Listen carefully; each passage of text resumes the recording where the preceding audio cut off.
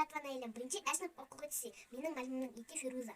Chechak tulki bilan toshqan. Burun o'tgan zamonda bir tulki bilan toshqan bo'pti. Ular do'stlar bo'pti.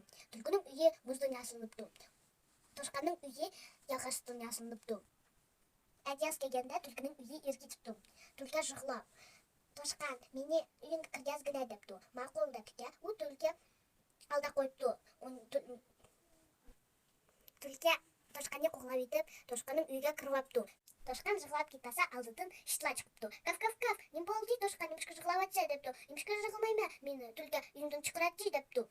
"Kattag'unlar hammamiz ash toshqanning uyidan chiqaraymiz" debdi. Ular berib tulkiga toshqanning uyini beratgina debdi. "Hozir men chiqsam sizlarni yavitma" debdi. Keyin shitlar qo'rqqandan kechib ketibdi. Toshqan yig'lab ketsa, oldidan "Iyiq chiqdi. Iyiq" dedi. "Nima bo'ldi senga toshqan?" debdi.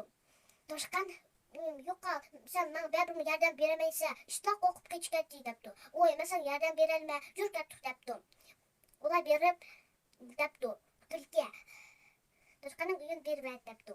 Tulki pechkaning ustida o'tirib, "Hozir men chiqsam, hammanglar qo'rqib ketishlar, men yugurib" debdi. Toshqan yig'lab ketaveribdi. Toshqan yig'lab ketsa, oldidan g'ora chiqibdi. U chipatga chalg'ini bursiq etibdi. "Toshqan, sen nimishga yig'layapsan" debdi. "Sen menga yordam beramaysan, ishitmi yordam beramdi? Hammasi yordam beramdi. Sen yordam bermagina" debdi. "Ma'qul" debdi. Keyin ular tulkining uyiga berdi. Keyin tulkiga debdi. "Tulki, sen chiq, hozir men